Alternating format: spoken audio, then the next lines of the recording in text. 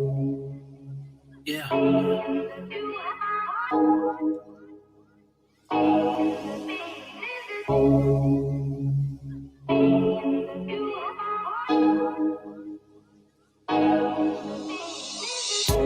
Jamming on the one. The second time around, you the only one.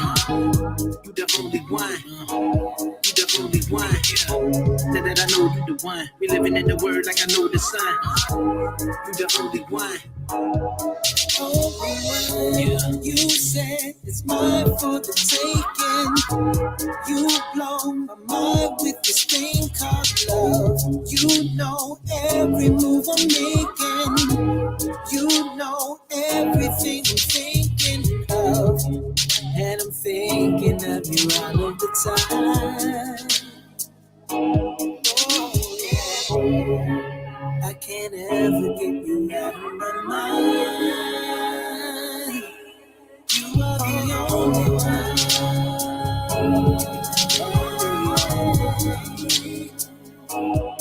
You are the only one.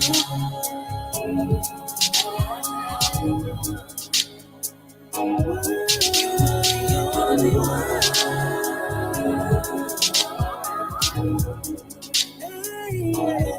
You are the only one.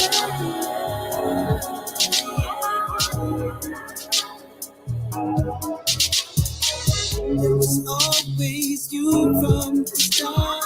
It was always you all the time. I wrote you on my heart. I wrote you on my mind. And I'm thinking of you all of the time. Always. Oh, you are the only one.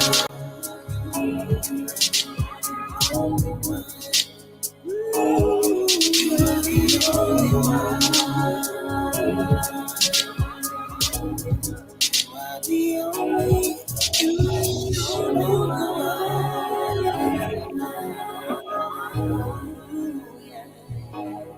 You are the only one.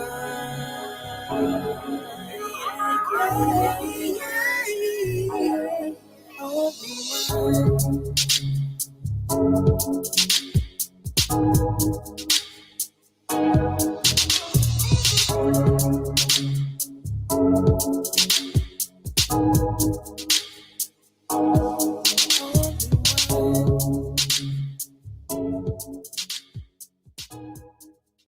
To receive instant notification each time I upload, please hit the subscribe button and the bell notification.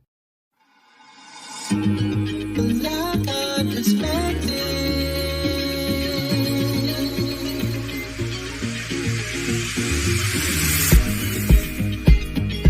Helping you along the way.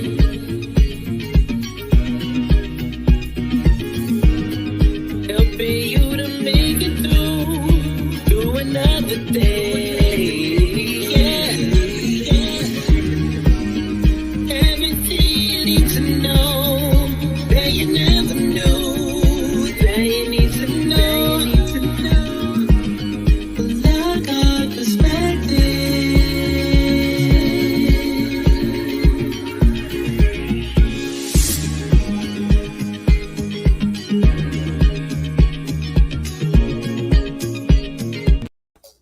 Well, hello, and good evening.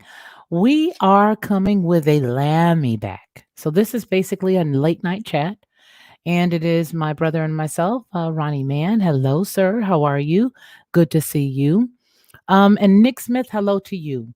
Good to see you, and I'm so glad you're here. And to everyone else who is joining us, you may be working, you may be busy, but I want to let you know I appreciate you. Thank you so very much for being here. So Ronnie Mann and I are here, and as you can see, it is a late night chat. If you looked at the photo on the thumbnail, you will see that there's always some edumacation going on. How you doing there, Ronnie? Oh, it's good to be here on the late night chat. Oh, very good. Very good. So, over the next 30 minutes, 45 minutes here, we hope that you guys all just sit back, relax a little bit. We're going to get right into it. We've got some good meat, some good eating, some good victuals, however you want to say it. It's all good, and we've got it right here. We're going to put down some good information. So I'm going to start here. Do you want me to pull up Romans? Is that what you want me to pull up first? No, you can pull up the I Temple. guess it's yes, temple. All Start from right. that All right. side. Okay, let's go. Okay. Yeah, it's like I said, it's always excellent to be here on the Lockhart perspective. Can you hear me well? I hear you stupendously. All right. All right.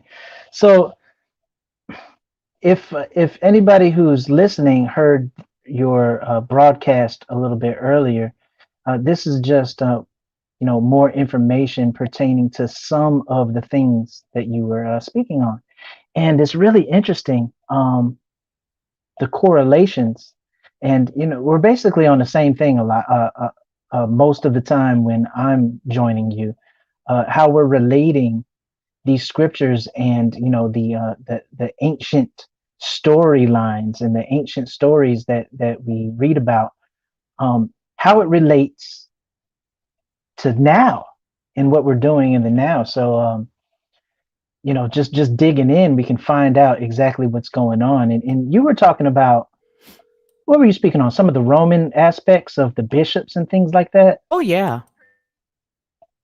Absolutely, absolutely. So this, and of course, when you were talking about the bishops and you were saying how the modern church is really a template, is built upon and follows a template of the Roman concept of, I don't know, religiosity, or how to run Absolutely. church.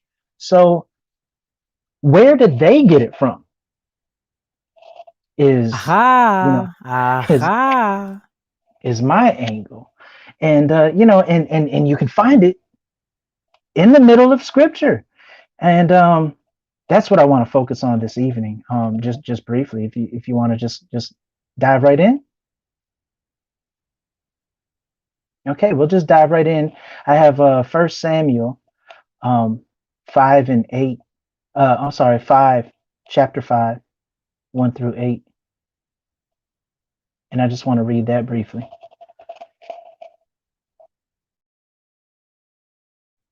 Okay, I'm sorry. I'm having some technical difficulties. Okay, so Romans, or you want the photo of of Dagon? No, no, the very first slide that I sent to you should be, it says Temple of Dagon. Oh, there we go. Yes, yes, yes, yes. Yeah. Yes, I see it. Yes. Okay, I had it up there. Okay, well, Felicia, we know you're still the same, sister. No, it's all good. It's all Okay, there good. you go. There And you this is the go. thing. So if you've been joining us and tuning in, you know that there was a great vowel shift. So when we say Dagon, we're really saying Dagon. We're really saying Dagon by way of, we come to the the pronunciation of Dagon by way of the great vowel shift that happened in the English language. Um, that it was a transition from one type of way of speaking the English, which is the Old English, or the Shakespearean English, into the modern way, and it took about 300 years to fully solidify. And even now, we're still morphing, making up new words, and pronouncing things slightly different. But nonetheless, there was an event called the Great Vowel Shift, and because of that, we say Dagon in the modern English, but the word is doggone. And I'm saying that for a reason. And I'll just jump right in with that really quick before we start reading the script. Doggone, a lot of people, when it says don't in Yeah, vain. So, I that's a was cuss just thinking word. about that. I'll just do the letters, GD. Don't say that, if you understand what I'm saying, without saying it, Yeah. don't say GD. So people, they might try to use another word to fill in the blank instead of saying GD, and they'll say, "Oh man, like I stubbed my doggone toe," or something like that. And what you're actually doing is invoking the name of a god, Mm-hmm. and you don't even know it. So being that we're not supposed to have other gods' names on the tips of our tongue, then we should refrain from saying that, and so haphazardly just let it fall out of our mouth in substitution for trying to not use Yah's name in vain. You're inadvertently saying putting another quote unquote God's name in your mouth. So But yeah, just that's to always interject, interesting. just to add this to that, it just appears that that is what's So moving happened along, so much. okay, You know what I mean? It just seems like that's is that just the what's slide? happened so much. Yeah, that's the It first should be it one. should be First Samuel 5, chapter 5. Yeah, that was the very first one. Let me grab that. Can you hear me by chance? Can you hear me at all? I don't think you're able to hear me. I know that I see my monitor is telling me that I'm audible, Miss but I Felicia, don't. Yeah, I'm here. I'm I'm sorry for the here. dead air. But yeah, No, I'm here. it should be First Samuel chapter 5. Nonetheless, what we have on the screen is a depiction of Dagon, and Dagon is Miss Felicia.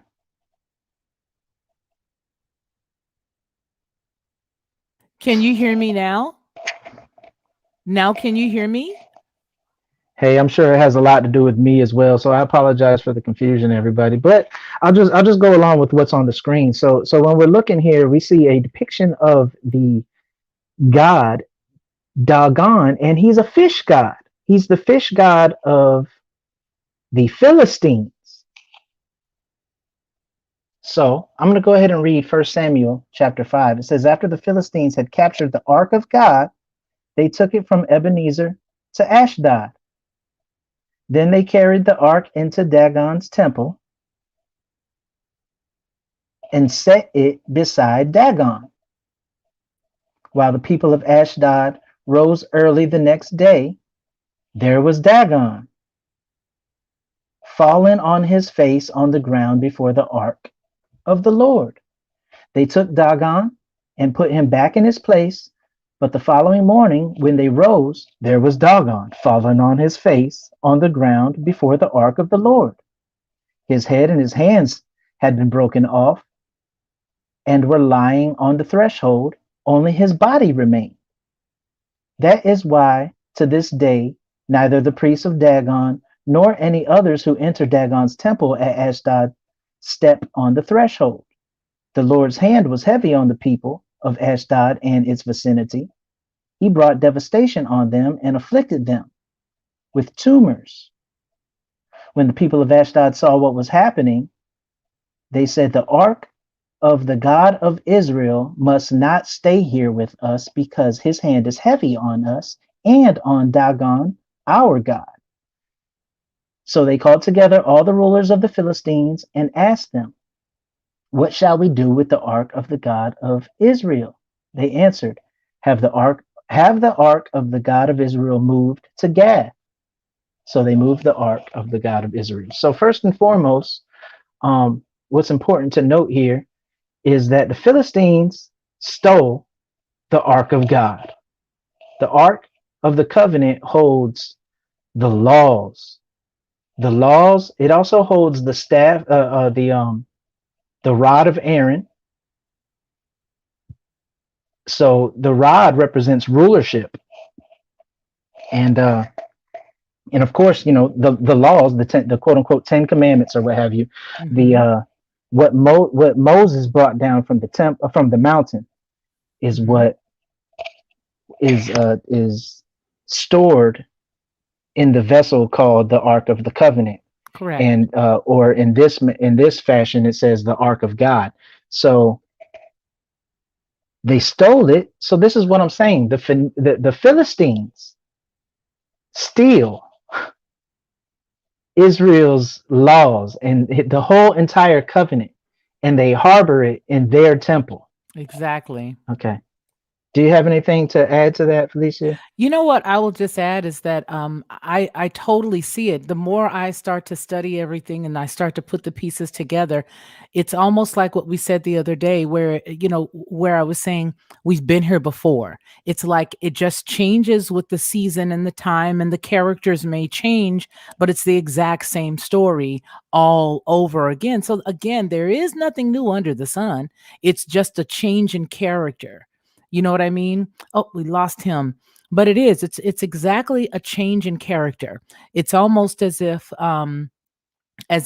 it's just telling you in a different in a different mindset. Or is it because they're all, like all the Romans, they're all human beings, so they don't know anything different.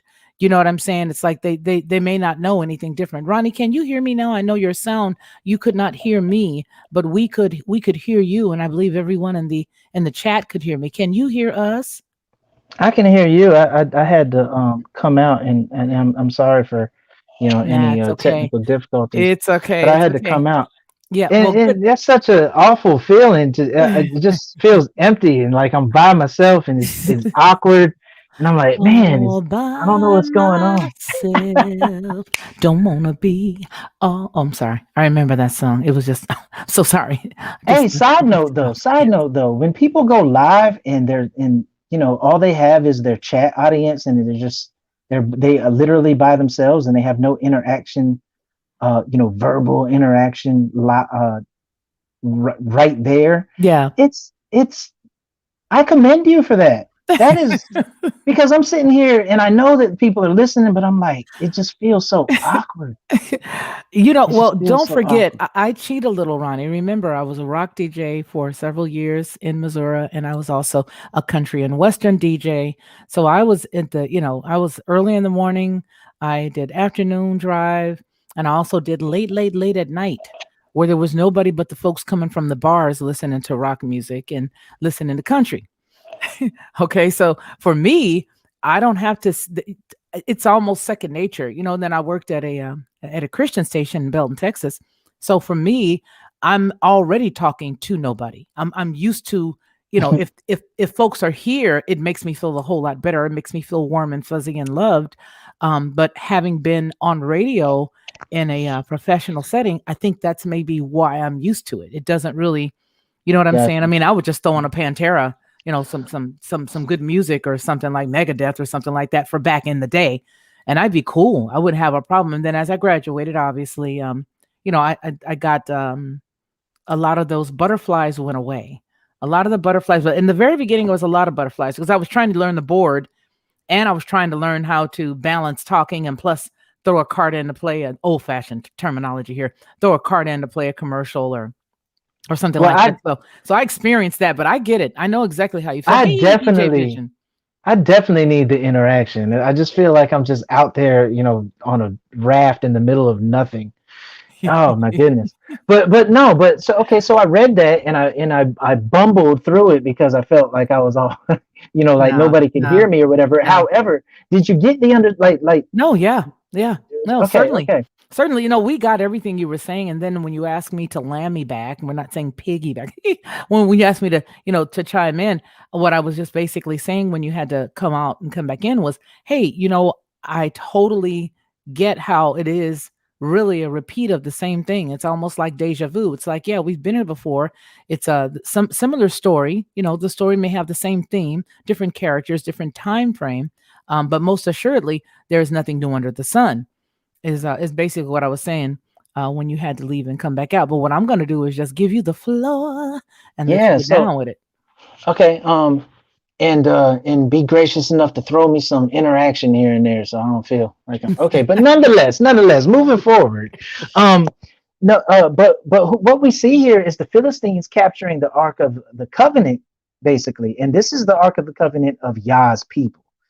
So that's very telling in and of itself that the Philistines have stolen the information, the covenant, the housing for the covenant, and they have it.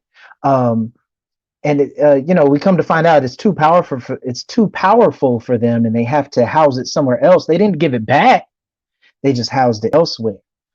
so on and so forth. But these are the same Philistines that where you hear, the infamous or the famous, however you want to look at it, story of Samson, with Delilah, and how the Philistines pretty much used Delilah to lure Samson into the temptations of uh, basically losing his inadvertently, because of all the temptations, he lost his strength. And of course, that's a metaphor for Yah's people, entirely. When Absolutely.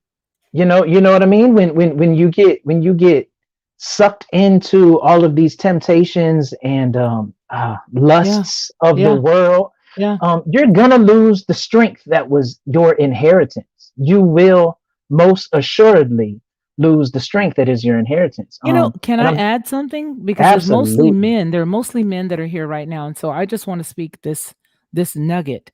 Um, what he's speaking right now, oftentimes you'll find a lot of different stories that happen that will have a woman in it as that point of weakness. And it's because it's dealing with that soulish realm, that lust realm. And we talked about, I'm sorry, I'm tugging with my earphones. And we talked about that the other day. We talked about the spirit that will just, it's a certain type of love. Um, but it's the kind of love that just says, I just want you now. It's like that vanity love, that empty love. But you'll find a lot of men, the reason why a lot of men are succumbed by the beauty of a woman is because it hits them in their soul. She may not even be the right person for him. She may not even be the right type of woman, but because it's what is pleasing to his eyes, he finds himself more enamored of even the thought of being with her. And you can look at Jezebel, you can look at Delilah, you can look at, all of these other female characters in the Bible and in other situations in the world where you'll find that there was lust that was dragging the man because of what he felt inside. Another thing, as a joke, I just wanted to say, um, you remember, I'm going to say this and then I'm going to get off the line. But do you remember when it's a fish, and then you mentioned the Philistines, and who it made me think of was none other than Aunt Esther off of Fred Sanford, because she'd say, "Yo, fish-eyed fool, you foolish Philistine." She used to call him a old Philistine and a fish-eyed Right. fool at the same time. So I thought that was hilarious. Having said that, the show was written by Jews. Okay, I'm out of it. No, no, but continue on, because I'm about to tell you. Pull up Judges 16:4 through Okay, the Bible Hub, all right, interlinearly. And okay. as soon as I say this, you're gonna have a mouthful. You're gonna have a lot to say about this. Okay, so Judges 16:4 in the Right. interlinear. Yes, pull it up through the interlinear. Okay, Judges 16:4. Okay, so check this out. Um, I'll read the new international version, because that's just the Sure. first thing that popped up. Yeah, I It got says, it. sometime later he fell in love, and of course we're speaking on Samson right at the moment. Right. And I'm digressing just to fill in some information. Okay. But sometime later he fell in love with a woman in the valley of Sorek, who whose name was Delilah.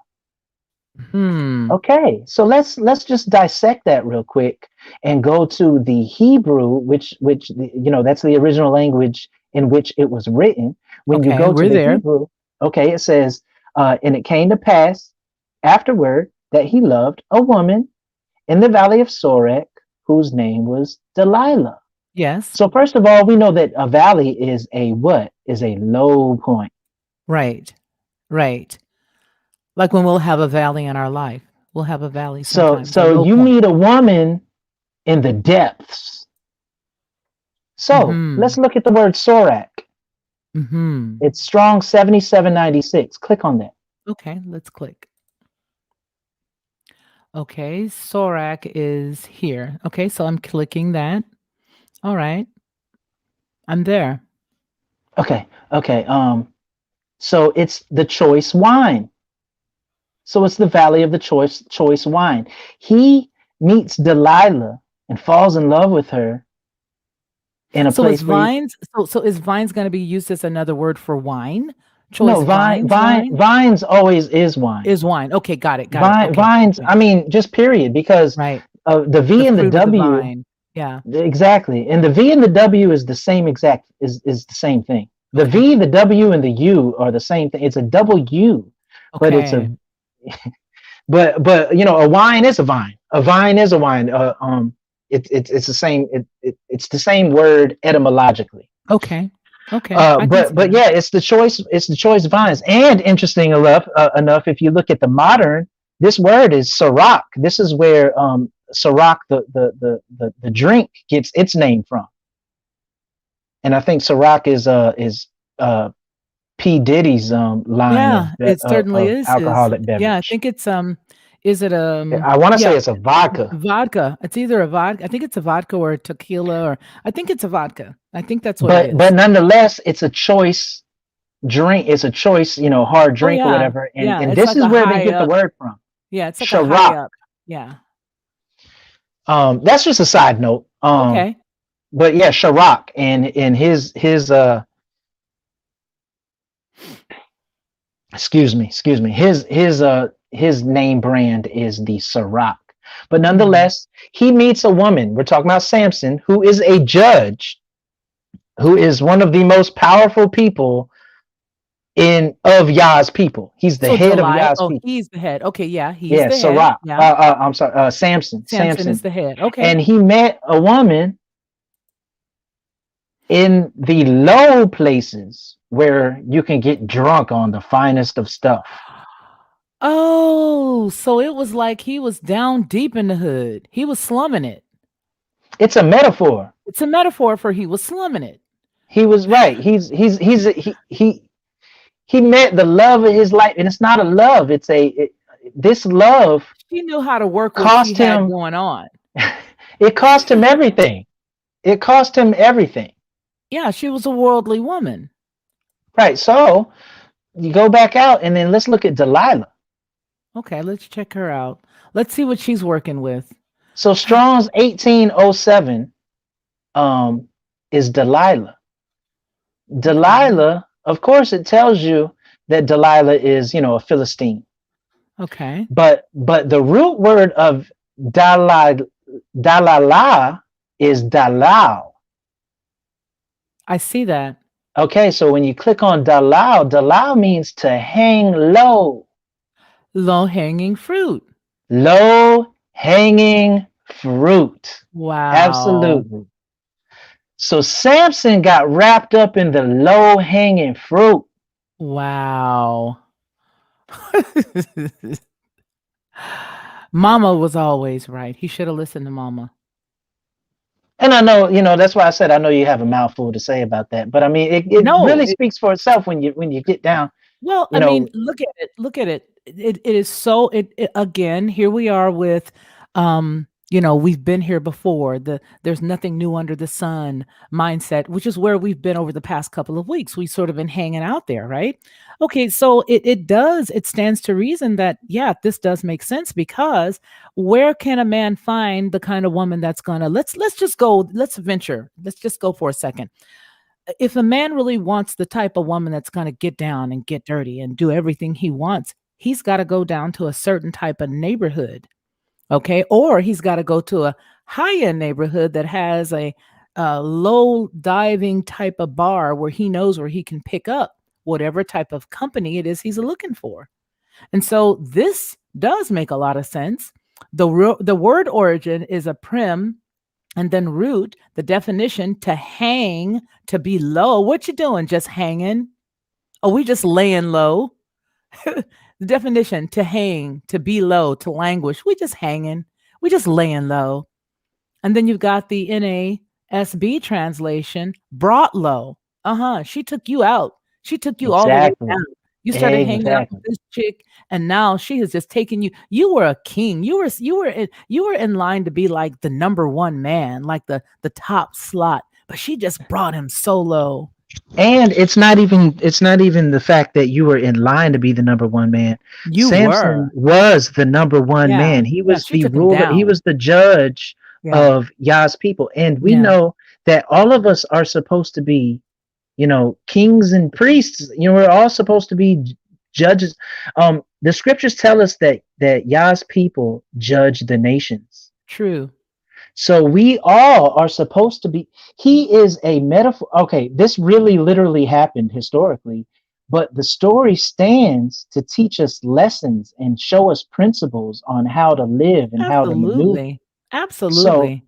He so went through the this, same with Bathsheba and Bathsheba and, and the little David, yeah, David. It's same thing.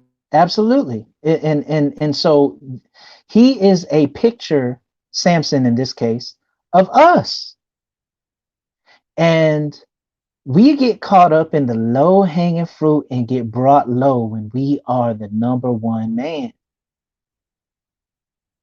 And she is a representative of the Philistines, who are the people who are absolutely against us.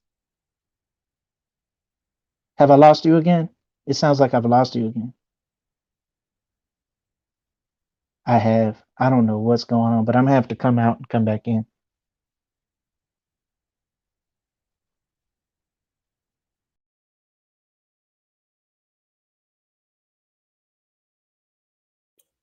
Do we have dead air? Are we alone again? Are we all alone again? Okay, I'm sorry about that. All right, so now here's the deal. I don't know what he was just saying, but what I'm going to say is that yeah, when I think of the story of David, when I think of the story of David along with Bathsheba, it just reminds me that yeah, it's always that thing that the man thinks he wants or the thing that the man thinks he needs that will sort of lure him out. That'll sort of get him out there showing his tail, and then once he's shown his tail, there's nothing that he can do to get himself back in the graces of certain people. One thing I like about David's life is that David lived a life that, fellas, listen, if you were a drunkard, if you were a drug addict, if you were any of those things, David did something really low. And that thing that David did was he took another man's wife, impregnated her, and then set him up to be put down on the ground, taken out like an animal, put him in the front lines, right? But let's look at this. He was the apple of Yah's eye. No matter what you've done, the heart that we talked about earlier, looking at the matter of the heart, what is the matter of your heart? I don't care if you drink. I don't care if you're a drunk. I don't care if you are, if you use drugs. I don't care if you're a drug head. You see what I'm saying here? I'm putting it all together because, see, you may just drink, but somebody else may call you a drunk. You just may have a little bit of a weed problem. Somebody else may call you a drug head. It doesn't matter. All of that stuff, if you're willing to put it below your feet and put it under the subjection of the word of Yah, then all of that stuff can be tossed away. In other words, what am I saying to you? Because it's mostly men just listening tonight that I can see of.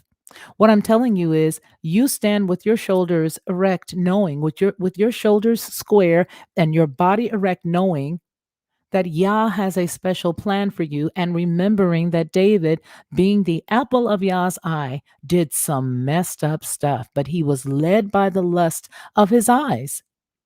And I think every single one of us, in one way or another, just getting off the topic a little bit while we bring Ronnie back in, we can all think of something that has led us in a totally different direction. Doesn't mean that you're the worst person on the planet because, hey, guess what? You're not the thing that you did, and you're not the mistake that you made. As long as you're in this earth suit, I can guarantee you, you're going to make a couple more. Right?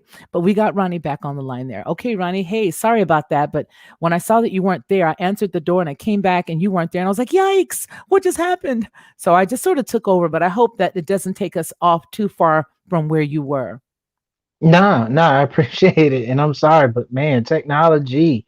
But nonetheless, no, you're right. You're right. It's we have to stay focused, and we can't let the lusts of the world not only get us off focus, but steal. We can't allow the lust of the world to steal what is rightfully ours.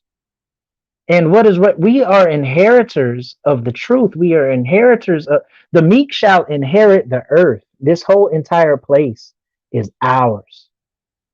And we get thrown off of our game. it's a terrible thing. Um, but as far as the Dagon or Dogon goes, did you get that? Like we use a substitute and say doggone. Yeah, absolutely. Yeah, we do it. Yeah, And as I began to do a little bit more of the word search with you, ironically, I love to play word searches in those little books. But as I began to do a little bit more, I began to become more cognizant of the things that I choose to say, and I began to pick my words a little more wisely. And here's why: because we know for those of us who do understand and who know about the Book of Enoch, you'll see that the words are spells and all of that kind of stuff. And so as we begin to study and break things down, like with the vowel shift and all of that, we understand that hey, even though it may have just been a coinky dink that happened and we ended up with the vowels shifting and going in the direction that they did, there is a great deal of validity and truth to the fact that the word does tell us that we will be held accountable for every idle word. Every idle word we will be held accountable for. So it just you makes hit it the more nail. clear. It makes it a whole lot more clear as to why, the fewer words, the better, I guess. I don't know. Go ahead, Ronnie. No, that's very true. That's very true. You can't be held responsible for a vow that you don't make. Absolutely. If you shut your mouth, I mean, even the law lets you know that. You have the right to remain silent. Now we see Why? where that comes from. But why though? Because everything you are going to say can and will be used against you. Mm. Listen carefully to that. So, Mhm. so in Just layman's terms, hush shut up, already. be quiet. Yeah. Yeah, but as far as doggone, like the other night, we learned God is the Phoenician deity for fortune. Yeah. That's what God we is the talked about at deity the is top, about the luck right. part of So it. that's why you never hear me saying, "Oh, that's so unfortunate," or I was fortunate enough to do, because I'm giving glory to the Phoenician deity of fortune. But I'm just going to play devil's advocate because to be honest with you, it is sort of difficult to sort of put it all together and just make this conscious decision not to say these words that we've all known for so long. And I could just hear people saying, you know what, that's just a little too much. I'm just not going to go that far. And I get it. You know what I mean? I totally get it. But, in the You're right. scheme of You're things, right. yeah, but here in the scheme of things, that once you put all of it together and you put those scriptures there with it, you begin to say, "Oh, wow, wait a minute. Maybe I should just be quiet. Maybe I shouldn't say doggone, because I've said it. Gee willikers. I mean, in a minute, we're going to find out that two of my favorite words that has helped me You're stop being right. Peter, two of my favorite words that helped me stop being Peter and stop cussing like a sailor, which which is going to be, my favorite, G Willikers. And then I've also got another favorite, which is Cattywampus. There are several little ones, but in a minute, we're going to find out that all of those things that I like to say are, they've got some pretty negative connotations. Hence, I'll be in a corner quiet, which is probably what a lot of people that know me want me to do anyway. So I don't know. Well, I mean, what is the proverb? I don't know about that one, but what does the proverb say though? The proverb says that what? Forgive me because I'm about to Yeah, well, paraphrase, paraphrasing but it. it says that a wise man, a You mean be foolish man quiet? seems Yeah, yeah, wise. yeah, yeah. But when he opens that mouth, You know, as soon as he opens that mouth, you realize he was a fool. But a quiet, foolish man seems wise. So a lot of times, man, just seriously, just be quiet. And but we do have to understand the words that are coming out of our mouth, because like I said, like you said, when I said you hit it right on the nail, we will be held accountable for every idle word that we let fall out of our isn't mouth. that a trip? Every idle word, the way the word uses idle. You see that? Right. It's And like play on words. that's why I do these word searches. That's why, wow, there you go. But that's why I do these word searches, because I want to know what I'm actually saying out of my mouth. When I really began to understand, I'm like, oh my goodness, man. Words are power. Okay, well, Anarchy Words, okay, Television. words hold power. Anarchy Television says it's going. I'm sorry, I'm eating a chicken wing. It's going to take a couple of generations for us to teach our children and their children and their children. There it is. Bingo. Nail on the proverbial head. That's what I'm saying. Because it takes a second to get yourself right, to get your mind lined up. And it's not to say that, you're not going to slip, because I still slip and say God. I mean, be 57 in a few months. And so obviously, but I do. And but it's a thing it's an effort that you're trying to make, and you will slip and you will make a mistake, but it's the matter of the heart, like we're saying at the first part of this that we're talking about tonight. It's well, it's where you will be. You will make a mistake, but it's because of the heart that you're going to eventually get there.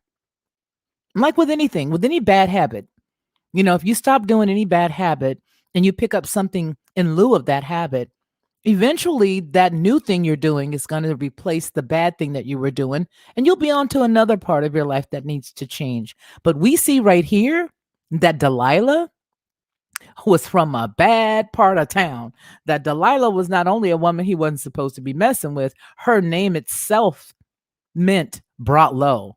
You saw that name, brother, you should have took off running, or you should have figured out what their names meant and then said, oh, wait a minute, her name means bring me down low.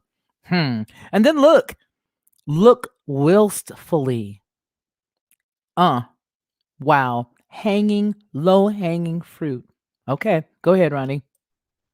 Yeah, that's something. That is something. So you have to look. So who um coerced, convinced her to woo Samson? It was the Philistines. The The Philistines, fish-eyed fool. um right. So let's just think about it. Let's just think about it. The proverbial. The Philistines, scary movie. The Philistines are out to get you. Mm-hmm. The Philistines are out to get you. Mm-hmm. Okay, so we just read First Samuel 5, and I'll just read the first two verses again so we can, go back on onto the thought process. It says, after the Philistines had captured the ark of God, so they have a tactic, they have a game plan. They already have captured the ark of God, which is the ark of the covenant. After the Philistines, and I'm reading from, what is this? I'm reading from the Berean Study Bible. Okay, it says, after the Philistines had captured the ark of God, they took it from Ebenezer to Ashdod, carried it into the temple of Dagon, and set it beside his statue. All right, so let's look at that third slide that I sent you. That's the Strong's word for Dagon. That's gonna show you exactly what Dagon is, as far as definition. As far as definition, are we with each other, or have I tuned out again? Good night. I don't know what's going on, um, but It's yeah, but I me. I'm see. on the other Oh, it's you. side. I'm Gotcha. I navigating. forgot I'm about your that aspect. engineer. I'm your I engineer. That's forgot what I about am. it. I'm your I'm with engineer, you. man. I'm on Yeah. the other side. I'm with Okay. you, but I gotta pull it up I'm for you. with you. I'm with you, but I'm so glad that you're with me, I'm man. with Because you, man, man, I man, felt like I was man. alone. You're All not right. Okay. alone. Okay. I'm So here. so we just read the First Samuel 5, verse 1 through 2, where it says that the Philistines had captured the ark of God, and then they brought that ark of God into into their temple of their God, who Correct. is Dagon. So Mm-hmm.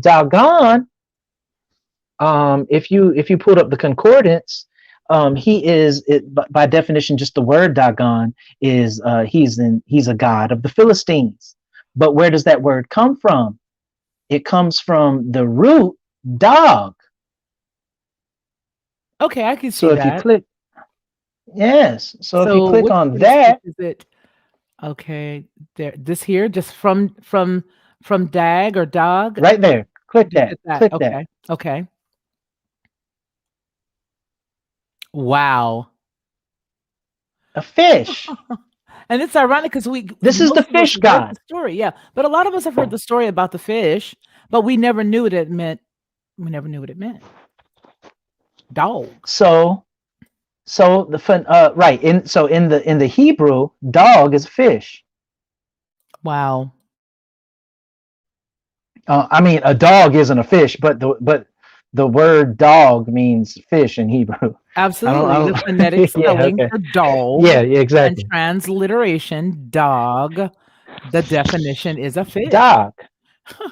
So Wow. Dagawan is an offspring or an offshoot of the fish, and so the Dagon, is the deity itself, and he's the fish god.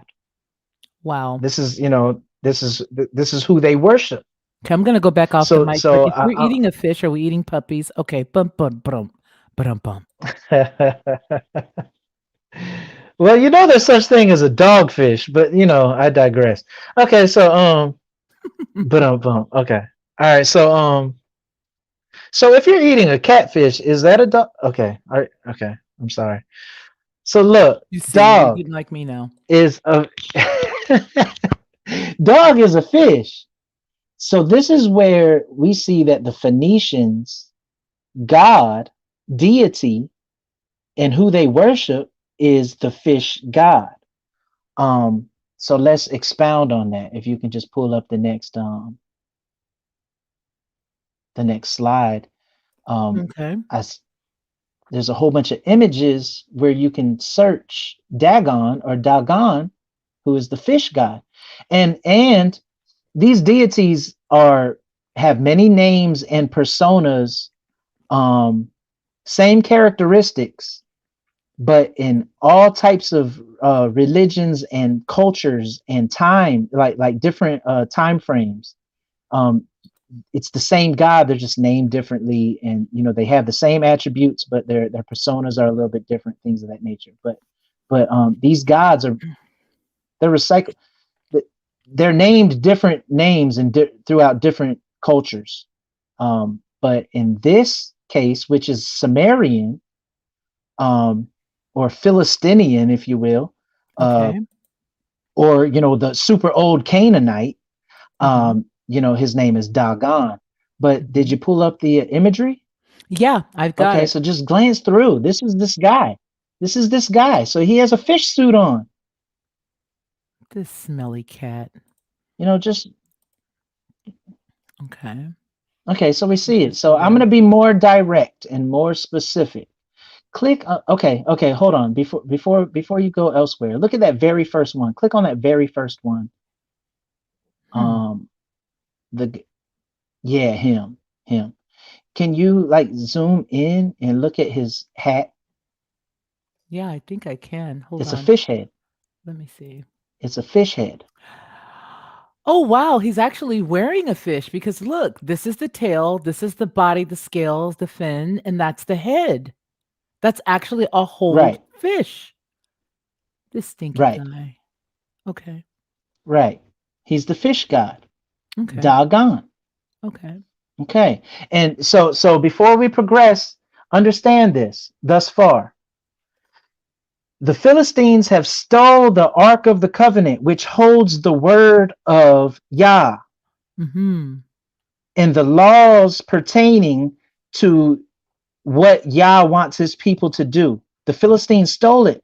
They also send out women, but particularly low hanging fruit type of women that can seduce you to make you fall off track.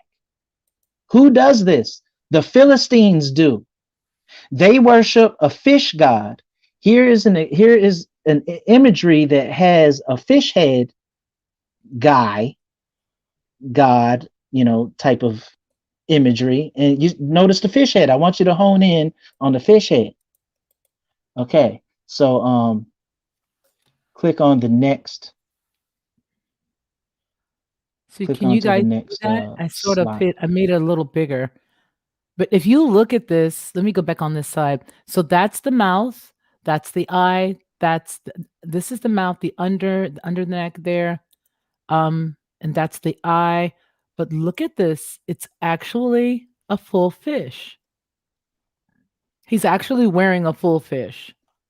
This guy is amazing. Okay, so we get out of this one. And then you want to look at the next photo. Yes. You see him. He has his fish hat. He has his fish hat on, right? Yeah.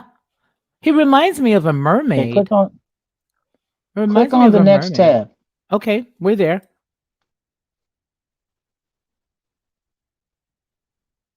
That's the next photo there. Did you want to see another photo? No, I'm sorry. No, not the next photo. The next tab. The next slide. The next slide that I sent to you. The Oh, next okay. So the next one is going to be Strong's Hebrews. Are we going to use that again? Because I've got that still open. Romans, is that the one? No. Okay. Hold on. Okay. Oh wow. Oh wow. Now I feel a little like wow. This should be That the aha little moment. that was the aha moment for me. Wow. Jizo pizza. Pull up that first one. The one where he's sideways. Wow. Why does the Pope's hat look like a fish head? The next the one where he's sideways where you can see Wow. the mouth of the fish open. Oh wow. Oh wow. And Yikes. if you want to toggle back and forth to, compare with it. Oh no, you don't even have to do that. If you go to the if you just open up to all of the imagery, all of the images that I showed you, like Yeah. they're doing comparisons for you already. Yeah, I see that right here. Can you guys still see this? Are we still on the same place? Because it says right here. So you've got Dagon, Philistine, Dagon temple, uh, the god Dagon, and then the pagan god Dagon, and then the Dagon and the ark. But if I go back, I'm gonna Uh, see this. yeah, go to the main imagery. Go to the all of those imageries, like the very first. I mean, that slide that you just pulled up initially with the Pope. Okay, hold on. Yeah, so go to the page where that came from, like the very first page. Okay, here we go. Look Just at keep on this. clicking back and see. I'm there. Yeah, so scroll up and down, and you'll see the comparisons of Dagon, and Mm, the headdress, right the there. Roman Catholic Do Church you see this? Pope. Do you see that? They are identical. Why? Why? Is it circumstance? Is it coincidence? Is it Mm, okay?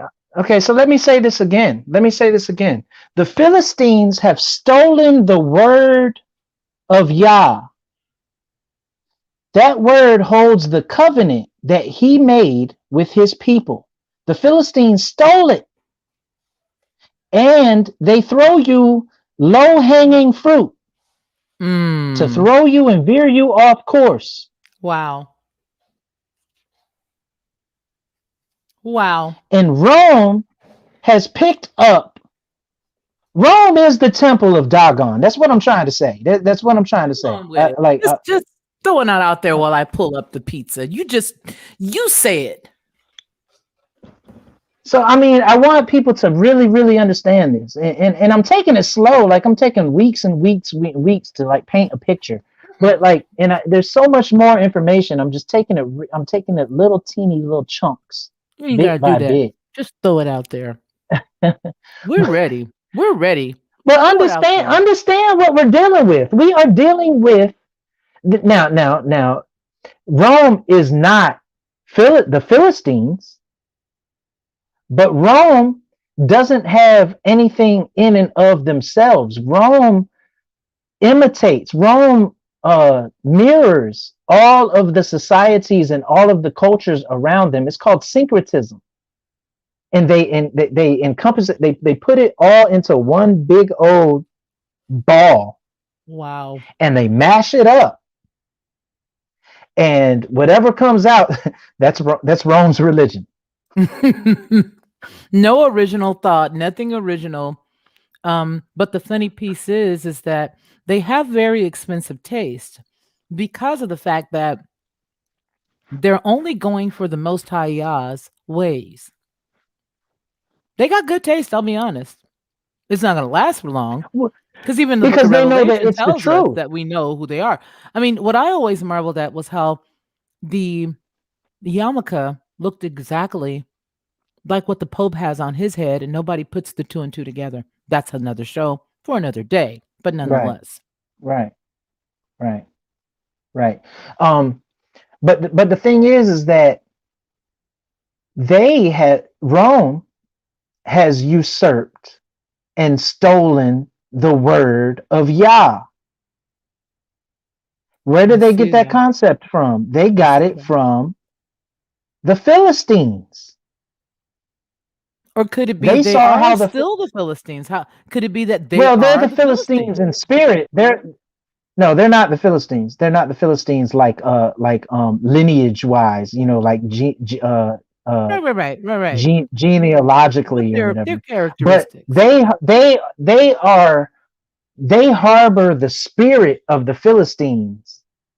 Absolutely. And they took all the vital components of the Philistines religion that undermines Yah's people and Yah's covenant with his people and Yah's word. They took all of those attributes and made it theirs and do a fine job of it. So they're carrying that portion of the tradition on. Shalom, But yeah, Eric. Aaron, shalom. yeah. So so I mean, this is a huge deal. They have taken up the mantle of stealing Yah's word, making it, and then housing it. I mean, and I mean, we can talk about catacombs. They house everything. They house all the truth for themselves, and they hoard it and they harbor it, um in their temple, and they give us the low hanging fruit. And so this is what's going on. Hmm. The geological place, that whole place, as far as topographically, Hmm. is Judea. Why? Because it Wow. was Judah. It was the tribe Wow. of Judah's people or whatever. So Hmm. so that whole place is called Judea. Hmm. However, we call it Palestine. Who named it Palestine? The Philistines. Rome. Click on the next one. Click on the next tab. The next I slide was that going I to tell sent to you, you. we've gotten stuff so mixed up.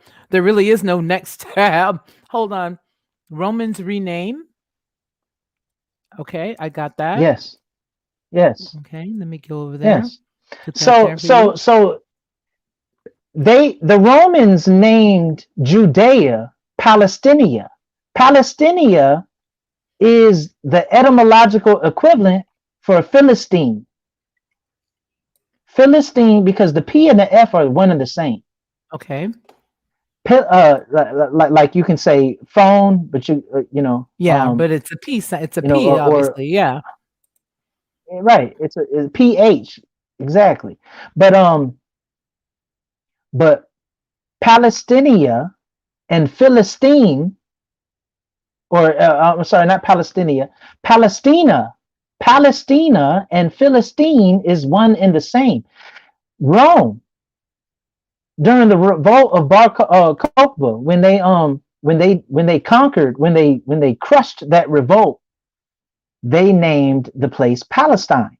They named it Syria Palestina, and we just call it Palestine today, for short. But they renamed it, and they renamed it Palestine, or Palestina, to take away because it was named Judea, and Judea is the name of the tribe of Judah. That's why the land is called Judea.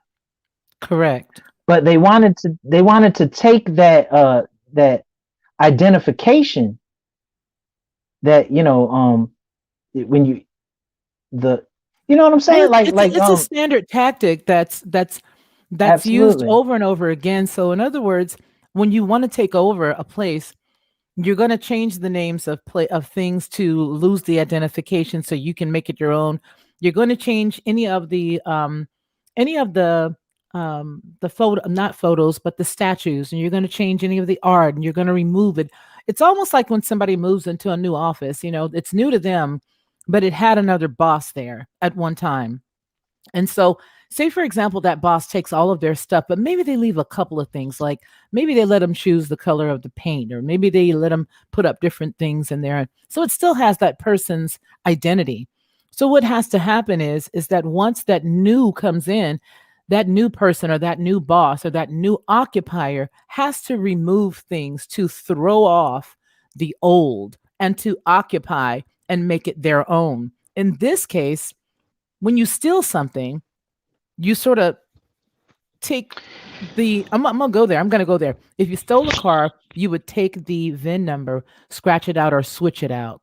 You'd make sure that Hmm. you know so what do they look for when you're getting a new car, or what do they look for when you're getting a car that's a classic? That VIN The number VIN. better match what's in that on that engine. It better match what's on that door. It better match what's in that windshield. So this is primarily the same thing. Just come in, change the name. It's no longer Judea. Now Right. it's no longer Because Judea. Now it's that Palestina. identifies, Right. Who they took right. it from. Because Judea identifies with Judah. So Correct. we take that completely out of the equation. So you're not relating the two. And to add insult to injury, they could have named it anything they want, but they named it Palestina because the Philistines Mm-hmm. did a good job of, usurping, of taking their Ark of the Covenant. And Mm-hmm. that's exactly what Rome has done.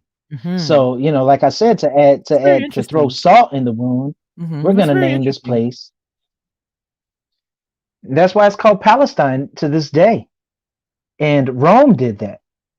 And like I said, they utilized all the brute tactics to Let me literally ask. Let me just ask a. undermine Let me and just keep. ask a blunt question. I'm just going to ask a point blank question, because everything. Yes, yes, Carlitha, absolutely. So, but let me just ask a blunt question, and maybe it's too soon to ask this question, but I think that enough dots have been pointed, or enough dots have been connected to see that Rome's not really a nice character. Rome sort of likes to pretend like it's somebody else all the time. And so it's almost as if they are the rich little of the group.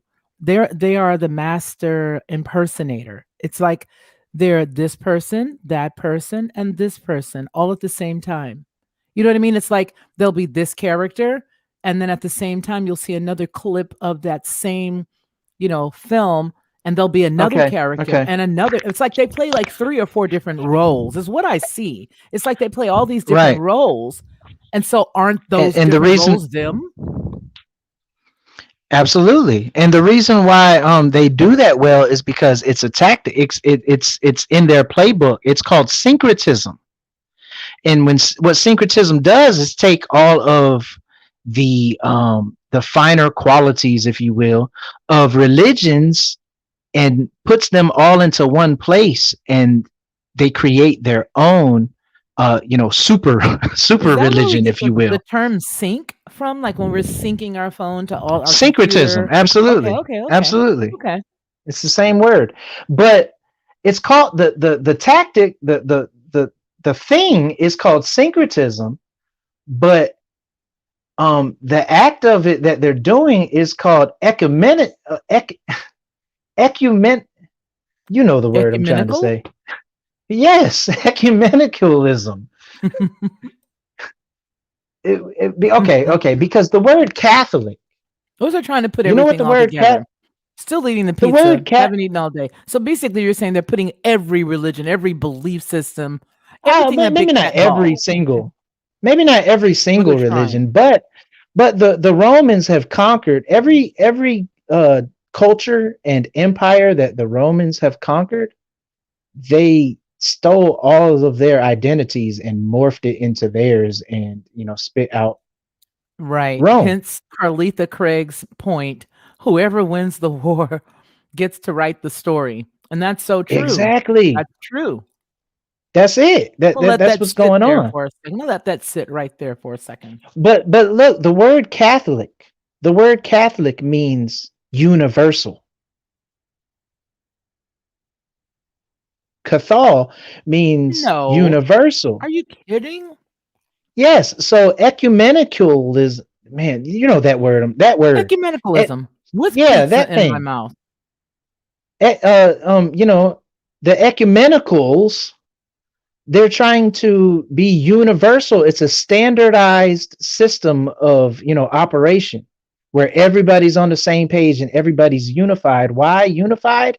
Because the word Catholic, look it up, means universal. Wow. Oh, wow. Okay. Now that what just hit me was the what just hit me was the whole educational piece, but okay. I'm with you.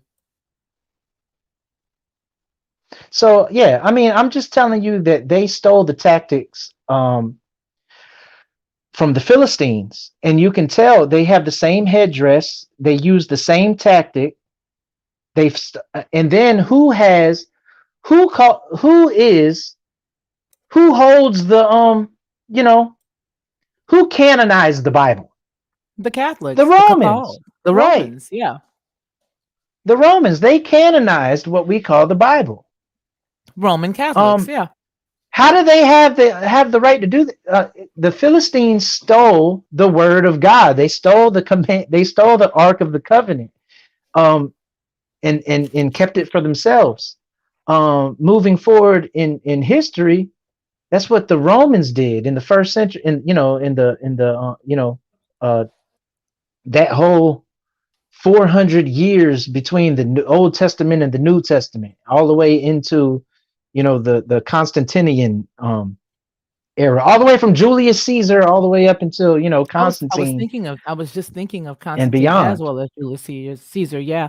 I was looking over all of that stuff the other day when I was studying. I was dealing with the Flavians, and I was dealing with the juxtaposition of the Flavians and then Constantine and all of that Yeah. mess. And it was so deliberate, but the thing is if you don't really want to know that now, and if you can't study it or you didn't know the connection or how it all worked together, you would truly think that what we're saying is cuckoo, unless you had stopped and maybe glanced at it a little bit. But they were on purpose with everything they did for the purpose of concealing things. I think that they went to great lengths. It's just that in this time, Yah, the Father is allowing his people who really are thirsting to find this information. And again, it's information that's there because yeah, in the past it may have been withheld, but they cannot withhold things at all times. These things have to be revealed, right? And even if they do hold things, you can use the context clues. You can tell by their fruit.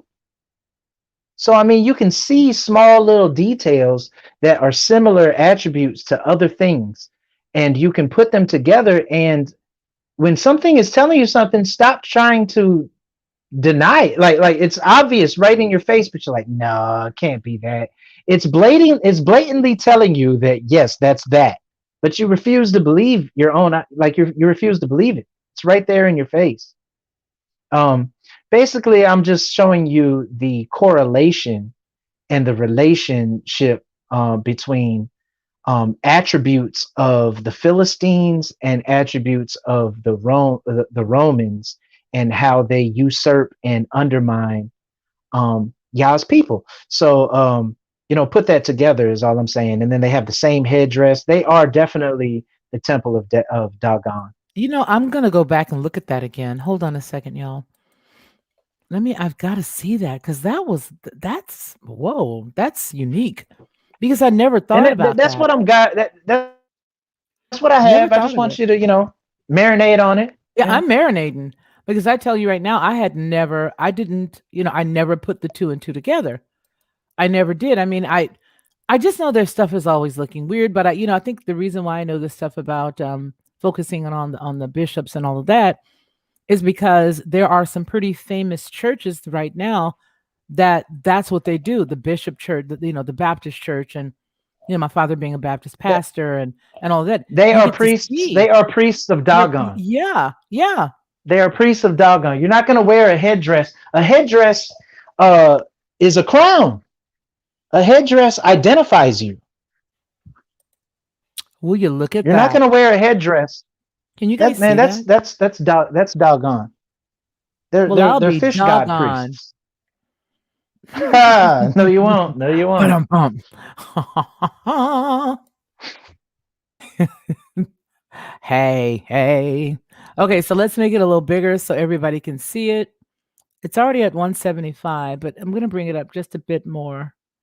Can you guys see that? Let me look over here now. Let me come back on this side.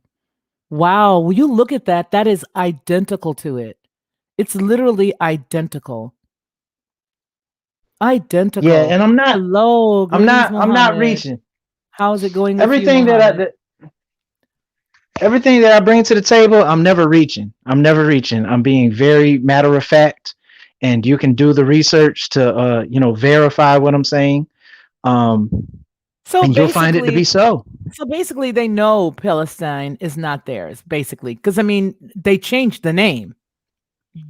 They know that that piece of land, Judea, they know that's not theirs. They know it's not If if theirs. if you're a Palestinian, that means you've been there for a long time because you go by the name, and the Palestinian territory was renamed Palestine like in the second century. Like Get so, out. Get for out. like 2,000 years in all your generations are now you're called Palestinians. That means you've been there for like 2,000 years. That's your land. You're gonna That's make a your lot of land. people mad.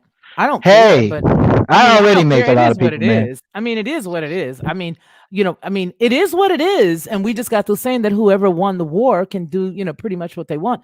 But, as I related to stuff for today, right now, I'm like, hey, it looks like a lot of this stuff is repeating itself here, especially if we can take a second and let's sort of take a right or a left or however you want to. Let's do a right turn because I like the right side first. Let's do the right turn first.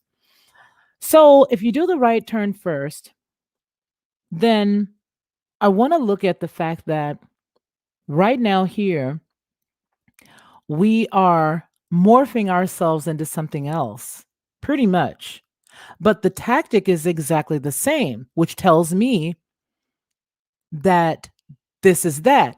Hence, if you look at what's going on or what just happened in Egypt just recently, you will be maybe not so surprised, but you guys may all know that they sort of stroll through the streets. So was it the streets of Cairo? Was it? I think it was the streets of Cairo.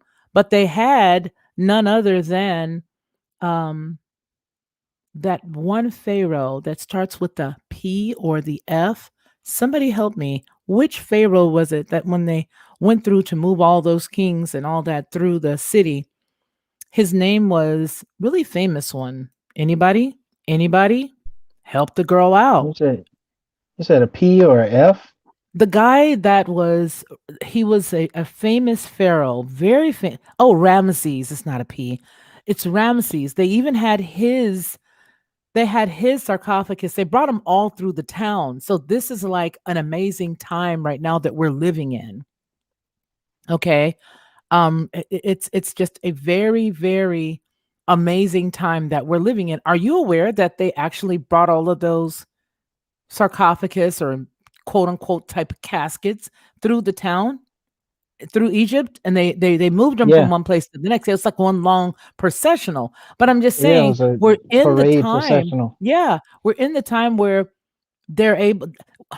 There is nothing new under the sun. Every single thing that we are seeing right now, I hate to say it again, are the things that have happened. The only difference is that every single time these things happen again, the people of the day always feel as if they are superior because they're in the now and history is so far behind them. But majority of the time, no one ever learns from the history. And so therefore, we go through it again and again and again and again. And that's what I feel about where we are right now in this country. I don't think that anybody has had their eyes open enough to say, hey, wait a minute, this has happened before. And all these Roman type things are going on here. So what's the next phase? It's almost like you'd be able to watch what was going on back then and then you could probably tell what's next even though you've got the scripture. Is that, do you see what I'm saying? Yeah, Yeah, You see, you got to connect these dots. yeah. So it's like, okay, so if I did nothing but follow, the history, I could pretty much tell where we're going or what's going to happen next. I think that's what I'm If trying to say on all fronts. Absolutely, On all absolutely, fronts. absolutely. Yeah. Yeah. Because I mean, what's that cliche? What's that added additive that they adage that they say? How will you know where you're going if you don't know where you've been? Absolutely. It's like a circle. It's like the 8. It's like a literal circle. It's like, you know, it's like a 360. It's just like a full circle. It's everything you see again. Now, it's like Groundhog's Day. I've been here before. I feel like Groundhog's Day. I remember for the past year going through everything that we were going through here in our country, because we're not outside of our country.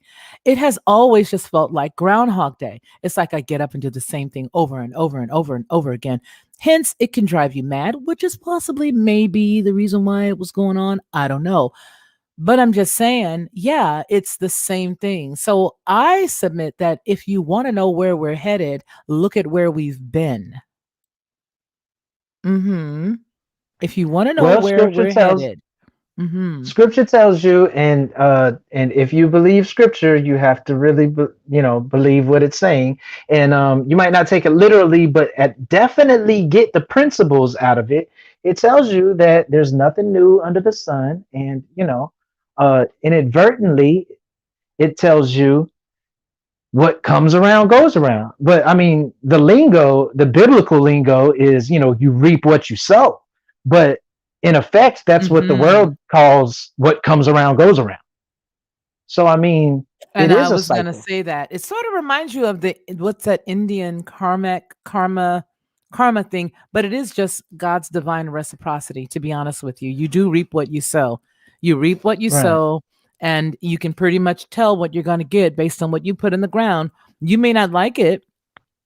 You may be narcissistic in your mind and say, "Well, it's not gonna happen to me." So you can keep doing bad or doing evil or doing wicked, but you So already that, know that whatever you put in the ground is going to come but back up. exactly.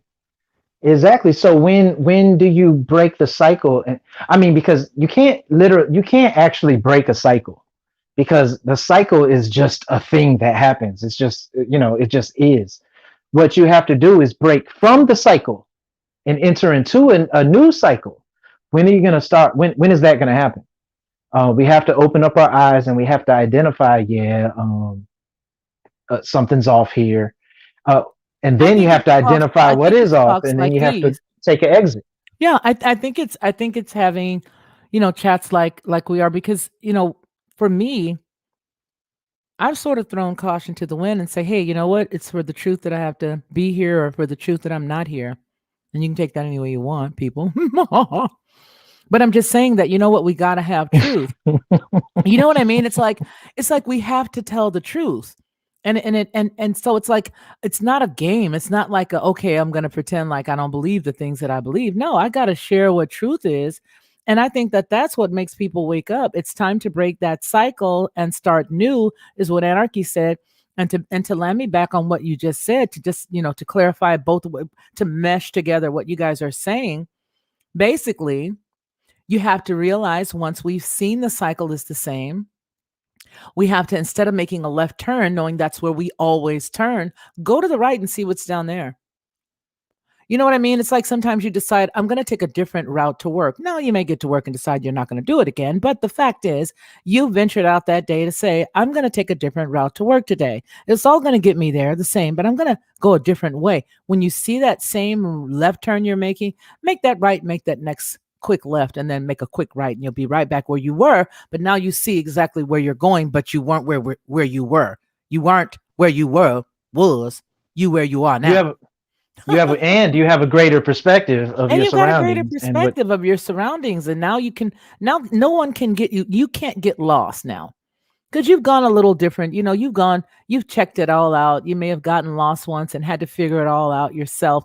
Listen, I remember, and this is a little off the topic, but really it isn't, because um, I was sort of trusting the navigator to get me everywhere I had to go. My son's baby was being born. She was in the hospital. Yeah. Okay. So He needed a way up there because he was just too nervous to drive. So I said, okay, great, no problem. I had like maybe 2% on my phone. And so what ended up happening is we put the thing in there, 2 or 3%, maybe a little more, I don't know. But as we began to go to the hospital, a hospital that I had never been to, come to find out the phone dies. But before it died, it led me to a dead end. That's what it did. We ended up getting off the expressway in an area that I did not know. We got all the way down and it says make a right, now turn right, but we're on a residential road. And Ronnie, man, I'm here to tell you that while we're on this residential road, I'm thinking to myself, I don't think I'm supposed to be over here because this doesn't seem to me. I'm like, what kind of hospital is it? Is it a sanitarium? What kind of place is this? But we kept driving. And then when we got to the end of the road, it was like a dead end, but it had a fence with like a marsh on the other side of it. And the phone dies. And so here I am hoping that I could figure this out. And so finally, what I did, and here's where I'm going with that. I trusted in the Ruach to get me to the hospital. I verbally said, Father, I don't care about this thing not working. The phone is dead. Get me to the hospital, please. And do you know that just like that thing, the turn by turn navigation, the Ruach HaKodesh actually began to monitor as I was going. Go out there, go back to the main road. And then when you get to the main road, go out there and make a right in that first light, make a left. I did everything, never been in the area. And there, he took me right where I needed to go. Here is the point. I trusted him. I took that navigator because the phone had died. I took the phone, chucked it in the back. I began to just trust the Father. And literally, I was led in the correct direction because I trust him and he's real to me. Ruach HaKodesh is real to me. The Spirit of our Father is real to me and literally led me where I needed to go. What am I saying as it relates to this? Throw away every single thing that you thought you knew about what truth is you thought you knew, because clearly you can see every single day you're learning something afresh and anew, and it can be taken back to the word to be sharpened and to be proven to you. You don't need anybody else to do that. You're a very smart person, viewer, listener, you're smart. So you don't need, you know, anything else but the word. All you need is him. All you need is the truth. Take what you've learned, put it all together, and you don't need anything else to show you what's going to happen. You can change the trajectory yourself by not falling into the traps simply because everybody else does, or they tell us that we should do X, Y, or Z, or you know what this person said or what that person said. Get this. We're giving history and we're only taking the word. We're not taking what somebody else says. We're taking history and we're taking the word. Think about that for a second. That's right. And you can This line it up. You line it right up with the word. Just do it yourself. Don't even worry. Take that word, take that history, put the two together. What do you got? I mean, we got a vowel shift. Yeah, we got that. But we all know that happened. We all saw that. We read that. We know it happened. Right? But we're talking about how to rightly divide the word of truth, how to dig deeper than what they've allowed you to know so that you, your family, and everybody else will grow thereby deeper in the word, and you will spare yourself from what's to come because you can see when you do the word, when you figure out that Delilah is actually low hanging fruit. Exactly. Okay. A trick from the valley. But see that You're not going to go down that way. She a trick from the valley. Okay. right. When you find out that, and then you're like, yo, wait a minute. That's the reason why it was so, had he just done a little digging on her background. Okay. Yeah. That part. So Go when you ahead, read Ronnie. that story, well, I'm just saying, when you read the story, you're reading, okay, So he fell in love with a woman that was down in the valley of Sirach, and her name was Delilah. Okay, great. You got some decent information out of that. You got all the points to identify what's going on. But the thing Hmm. is, it's a onion. Peel it back. The Keep scripture is going. always telling you something. The Keep scripture is going. always telling you something. Hmm. And Hmm. I mean, whether it be a double entendre or whether it be something, underlying with a deeper What is understanding. that, Ronnie? Ronnie, what is that? Do you mean like a double entendre? Would that be something like, "Don't go to the valley and drink no Ciroc with a thought named Delilah"? Um, Right, right. okay, so But all it of the also above. means, right? No, But it no, also seriously. And means, don't fall in love with her. oh, so it's just a But one-hitter quitter. You don't but wanna it hang but out it with her forever. but it also means though that you're gonna that the woman that you fall in love with, she is low hanging fruit. I mean, come on, man. You're still falling for the same old trick. Literally You the still. same trick. It's not, and it's not, See, that's a and double entendre that's a too. double entendre. But see, look, I mean, I was thinking of a Bullwinkle. You know what? Again, that trick will never work. But then I thought, no trick. No, you're still falling for the It's a same. trick. And it's like the same kind of girls get the same kind of guy in trouble all the time. It's like he's got a type. You know what I'm saying? It's But Rome figured out the the type. blueprint. They figured Yeah, out yeah, right. They yeah, figured out how to do it. And they took the person with the best tactic to utilize, and that person group just happened to be the Philistines, and they utilized that yeah, for their advantage to our detriment. yeah. Well, I mean, but I mean, it was pretty easy though, right? Was it easy? Would you say that it was easy? Because he was a willing participant. You know what I mean? If we're looking specifically at, for example, Samson, he was a willing participant, but it was only because of the lust of his eyes and his pride.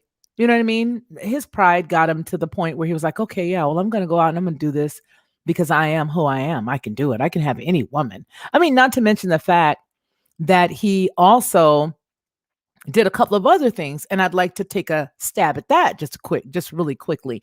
I mean, with the whole, he killed the lion and then the honeycomb and then stuck his hand in there. He touched the dead thing, so he wasn't supposed to do that. So, sometimes I think about it. Well, if he didn't do this with Delilah, or if he just did that with Delilah, would it still have happened?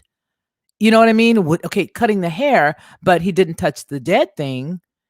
I don't know. I'm just saying that when you understand that things happen in a succession and you understand that you're not supposed to put this with this because you'll end up with that, when you do those things, you expect what you expect. But what if you just do one of those things? Is it just as bad? Somebody would ask. And I am asking, would he have still had the trouble? He would have had the trouble. He would have definitely had the trouble. But I mean, we can answer that question, but just more roundedly about that. The story holds. The story is there as a testimony. It's an illustration to guide us on how to make proper judgment, on how to make proper decisions, because it's all a metaphor. Uh huh. I mean, yes, it actually happened, but the lust of the eyes about Delilah, you know what I mean? She was exciting to him, or whatever it was, that appealed to him concerning her. The metaphor is that is something foreign, and you're fornicating. You're committing adultery against your Elohim. You're in violation. Like you're looking to something else, and you're not holding to the commitment that you've made with your Elohim. Mm-hmm. And that's the greater that's the greater story. Like, don't let low lying simple stuff get you off task, because you're a judge. You have to maintain righteous judgment. you know um you got to make the right decisions. That's what I'm saying. And you have to make the right decisions at all times if you are to stay at the I mean, if we're the body of Yahweh Shah, if we're the body of Messiah, Mm-hmm. then you're a prince. You're a Mm-hmm. king. Mm-hmm. You're a Yeah. No, You're absolutely. royalty. Well, he was a judge for the love of Pete. You know what I mean? Oh, let Right. me watch it because Pete may be somebody. But he was And a in those judge. days, Mhm. the judges ruled Yasharal. They were the king, the quote unquote king. They didn't have kings yet. Right, They right, didn't have absolutely. they They weren't supposed to ever have a king. Yashua was never supposed to absolutely. have a king because our Elohim is all we need. But as usual, you gotta have what the Joneses have. And if the Joneses had a king, beating them up, kicking them, Mason, what's the matter? You got to have a little kicking too. I mean, come on now. Come on. So I've got another illustration, Ronnie, man. Look at that one. They all got the fish head hat. They They've fish had all got, look at that. They they all are got fish it. head hat wearers. You old fish eye fool. These guys are uncircumcised Philistines. But look at that, and that's what she used to say. If you remember, in one of my Fish favorite eye shows, fool. yeah, she goes, "Yo, fish eye fool, you heathenous Philistine." I mean, that's what she used to say. We're talking about Aunt Esther from Fred Sanford. She used to always call, and that show was written by a lot of Jews, but she would call Fred all the time an old fish-eyed fool, you heathenous Philistine is what she would call. Yes, Exactly. look at the positioning of the hands. Very smart, Anarchy. He said, "Look, Ronnie, look at the position of the hands." It Yes. always is. And then look at those two discs. Remember, Ronnie, the picture that I showed you, there was the three, and it Hmm. was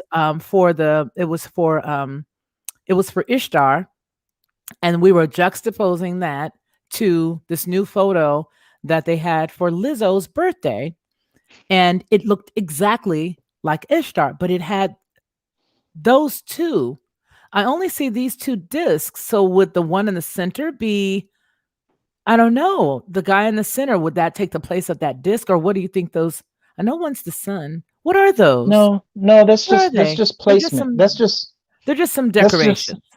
no, that's just placement. No, they're not I was decorations. about to say, no, that Eight. can't be No, no. What that is an 8 pointed star, and an 8 pointed star are two squares imposed, crossing superimposed. each other. Right. So Wow. a Like we showed the other week. 8 pointed star is now we're dealing with even further, more ancient than the Philistines.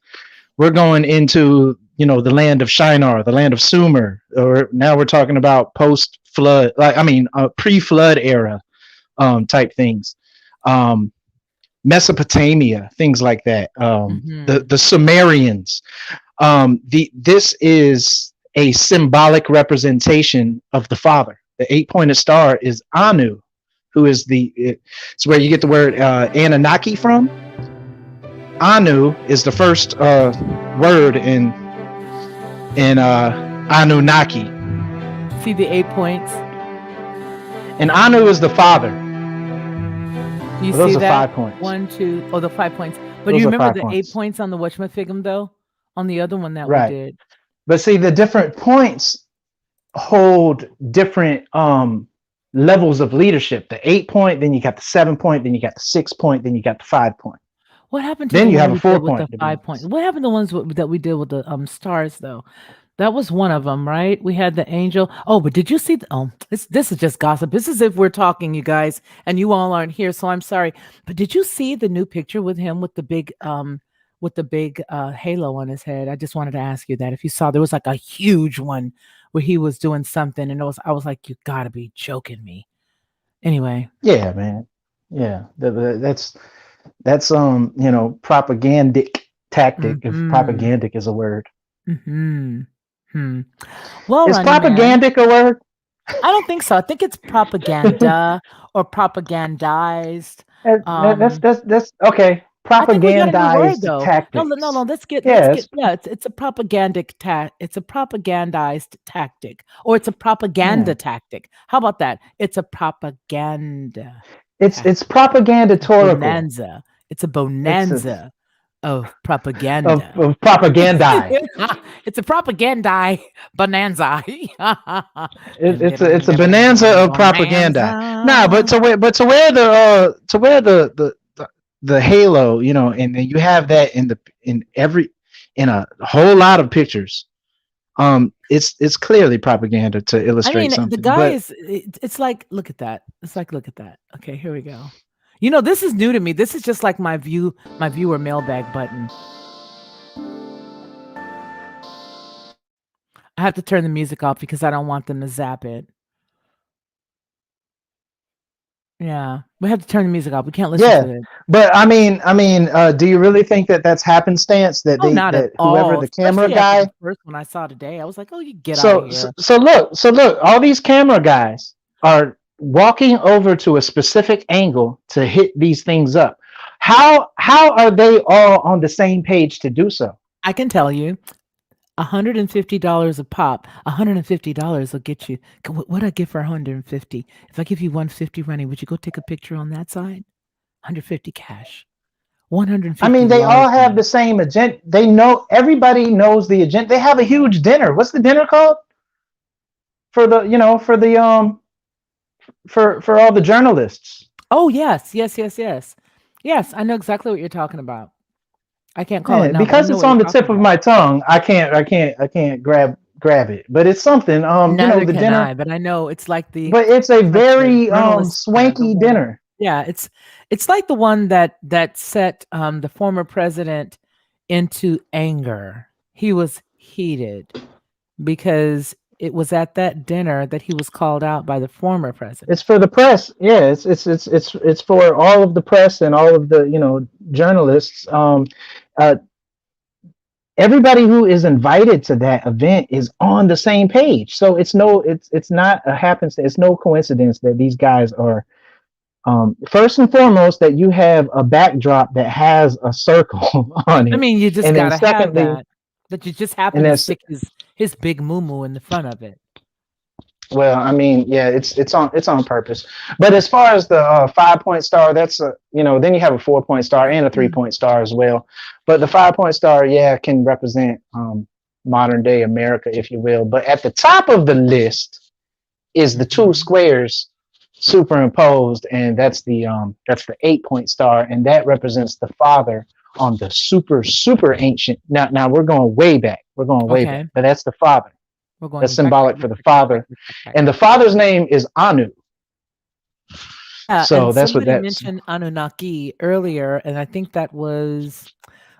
Anunnaki was mentioned either by Anarchy or, let's see, who was it? Oh, I don't see it anymore, but I think that I think it was Anarchy. Anarchy Television. Somebody mentioned Anunnaki. And yeah, I don't see it anymore because sometimes this things will it will move the comments out of the way. Ronnie, this has been really good. Oh, here it is. Here it is. Is this the one? Is this God one of the Anunnaki? Was the question that Dagon is what he was asking about.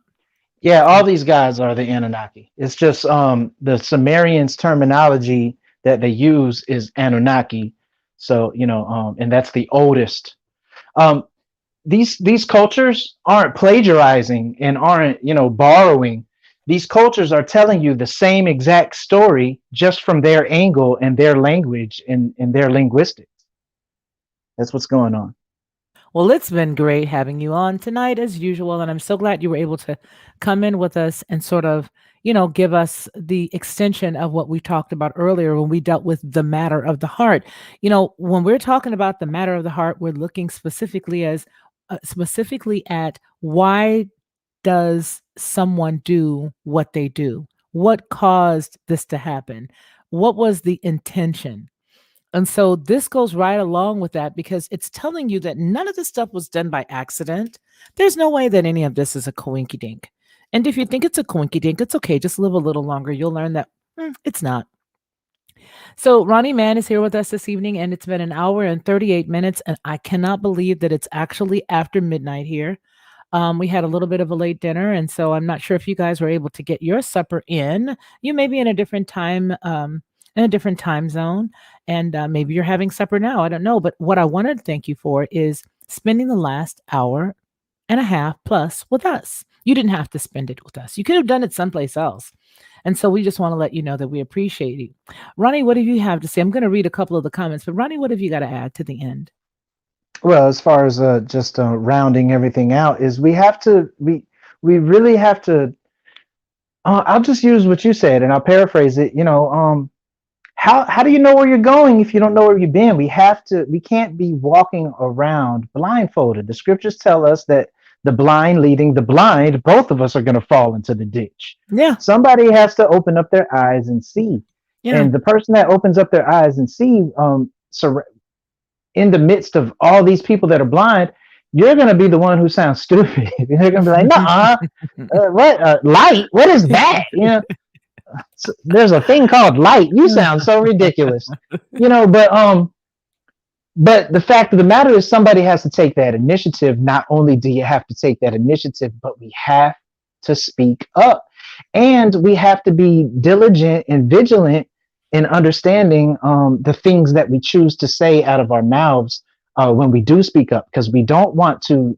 We realize that we've been lied to. We don't want to throw the lie away just to put another lie on our plate. And I think in tandem with that, just to add some extra oomph to what you're saying, it does give it does allow us to really see that scripture from a totally different angle now, where it says, you know what, when you open your mouth, if you keep your mouth closed, you pretty much look like a pretty bright person. Nobody really knows anything until you open it, and then they see, what a dodo. So, and I'm paraphrasing. And then also, it also lets you understand why we are not supposed to use idle, lowercase God, words, because we'll be held accountable. We made a mention of that the other night while we were talking in a live, where I said, you know what?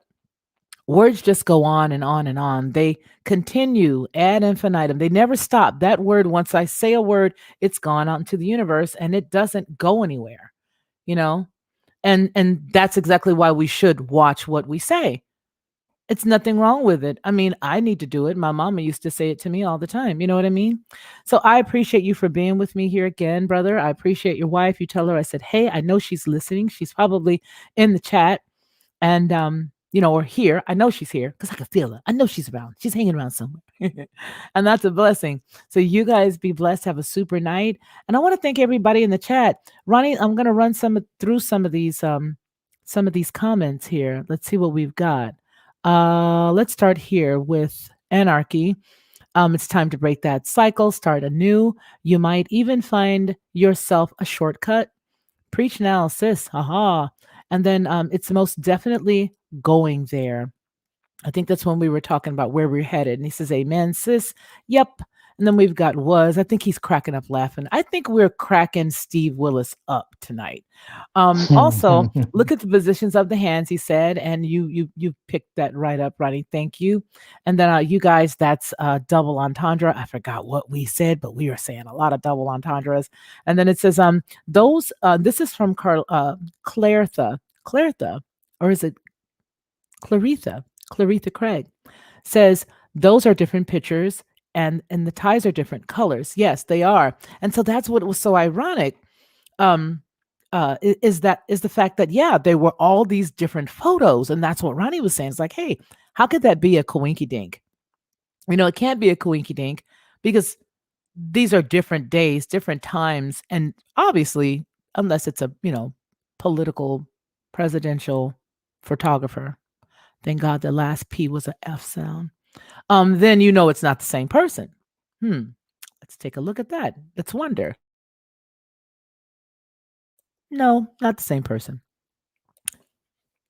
Okay, so Anarchy says, we all have to be the lighthouse in the darkness, guiding those who are lost to the light. I love it. Sword. Sawword. Is that like, what does that mean? Is that like I don't know. What does that mean? What kind of word is that? What kind of word is that? It's like a something in the ocean type of word, maritime word. What is that? I don't know. But I know what. Oh, you mean it's a word. Oh, I get it now. Duh. I told you guys. Yeah, I mean, I used a little bit too much bleach in my hair. I don't know. Anyway, that was a good one. And then we've got Anarchy Television says the Anunnaki may be pulling the strings of the day, and it has never stopped because you've got to go back beyond, beyond, beyond, beyond, beyond the garden. Wouldn't you say that, Ronnie? You got to go back beyond the garden to get any of the stuff that's going on right now. But I Right. appreciate each and every one of you guys for being here. Thank you so very much for spending almost the last 2 hours with us. You guys you hanged with us. Even though we were on earlier, I was on earlier. You guys are with me again now. And I just appreciate you. Y'all have a great, great, great, great, great, great time. A good night. Thank you, Ronnie. Thank you so much. You guys remember what we always say here on this channel, that man shall not live by bread alone, but by every word that proceeds out of the mouth of the Most High Yah.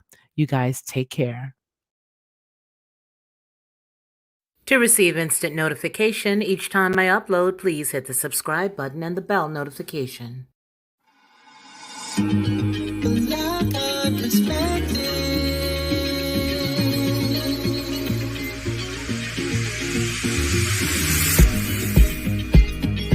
Helping you along the way,